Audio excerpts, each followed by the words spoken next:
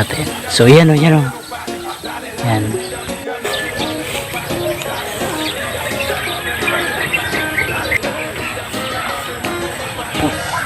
Ito na. So guys, madali lang kunin.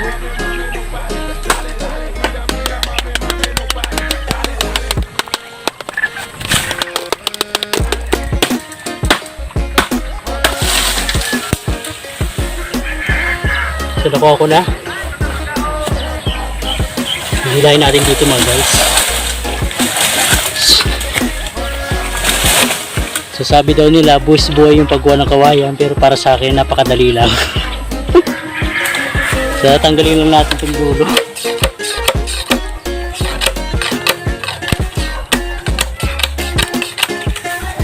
Tapos ating dulo ulit.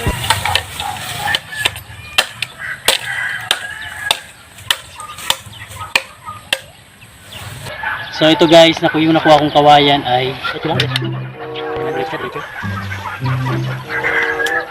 Oh no!